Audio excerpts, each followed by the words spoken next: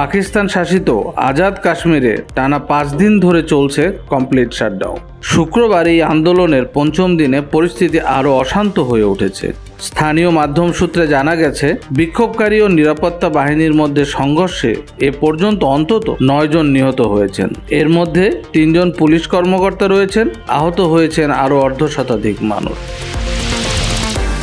Al Jazeera জানায়, এমন অস্থিরতার মধ্যে বৃহস্পতিবার ইসলামাবাদ থেকে মুজাফফরাবাদে পাঠানো হয়েছে সরকারি প্রতিনিধি দল। তারা মুখোমুখি বৈঠক করছে Jammu Kashmir joint Awami League action committee এর সঙ্গে।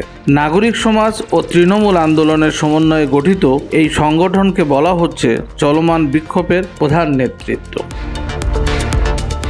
গত 29শে সেপ্টেম্বর থেকে শুরু হওয়া শাটডাউনে কার্যত স্থবির হয়ে পড়েছে পুরো অঞ্চল। রাজধানী মুজফ্ফরবাদ সহ বিভিন্ন জেলায় বন্ধ রয়েছে দোকানপাট ও বাজার, গণপরিবহন নামেনি রাস্তায়। 4 মিলিয়নেরও বেশি মানুষ অনিশ্চয়তার মধ্যে দিন কাটাচ্ছেন। তার উপর সরকার 28শে সেপ্টেম্বর থেকে মোবাইল ও ইন্টারনেট সংযোগ বিচ্ছিন্ন করে দিয়েছে, ফলে তথ্য প্রবাহে সৃষ্টি হয়েছে অচল অবস্থা। জেএসির নেতৃত্বে এই আন্দোলন মূলত গড়ে উঠেছিল 2023 সালের মে মাসে, যখন বিদ্যুতের আকাশ ছোঁয়া বিল ও আটার সংকট ঘিরে জন অসন্তোষ দেখা দেয়। এর মধ্যে যুক্ত হয় ভর্তুকি চোরাচালান, দুর্নীতি ও সরকারি অব্যবস্থাপনার অভিযোগ। সেপ্টেম্বরের মধ্যে মুজফ্ফরবাদে বিভিন্ন জেলার প্রতিনিধি দলের সমন্বয়ে আনুষ্ঠানিকভাবে প্রতিষ্ঠিত হয় জেএসি। 2024 সালের মে মাসে প্রথম বড় উত্তেজনার সময় লং মার্চ চলাকালে সহিংসতায় কমপক্ষে 5 জন নিহত হয়েছিলেন। সে সময় প্রধানমন্ত্রী শেহবাজ শরীফ আটার দাম কমানো ও বিদ্যুৎ বিল হ্রাসের প্রতিশ্রুতি দিলে আন্দোলন স্থগিত হয়েছিল, কিন্তু সেই সমঝোতা টেকেনি। বর্তমানে জেএসির সামনে 38 দফা দাবির সনদ রয়েছে। এর মধ্যে রয়েছে বিনামূল্যের শিক্ষা ও স্বাস্থ্যসেবা, অবকাঠামো উন্নয়ন, কর ছাড়, কর্মসংস্থানের সুযোগ এবং নতুন আন্তর্জাতিক বিমানবন্দর সহ সেতু ও টানেল নির্মাণের দাবি।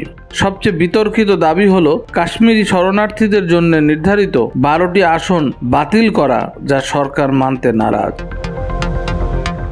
স্থানীয় প্রশাসন বলছে শৃঙ্খলা ফিরিয়ে আনতে তারা কাজ করছে এবং জনগণকে ভুয়া খবর ও গুজবে প্রবাহিত না হতে আহ্বান জানিয়েছে। শিক্ষা প্রতিষ্ঠান অনির্দিষ্টকালের জন্য বন্ধ রাখা হয়েছে এবং কেন্দ্রীয় সরকার থেকে অতিরিক্ত আধা সামরিক বাহিনী আনার আবেদন করা হয়েছে। তবে জেএসি বলছে স্থানীয় পুলিশই যথেষ্ট, বাইরে থেকে বাহিনী আনার দরকার নেই। পাকিস্তান শাসিত কাশ্মীরের অর্থমন্ত্রী আব্দুল মজিদ খান জানিয়েছেন, বেশিরভাগ দাবির বিষয়ে সরকার একমত হলেও কিছু সংবেদনশীল বিষয়ে আপোষ করা সম্ভব নয়।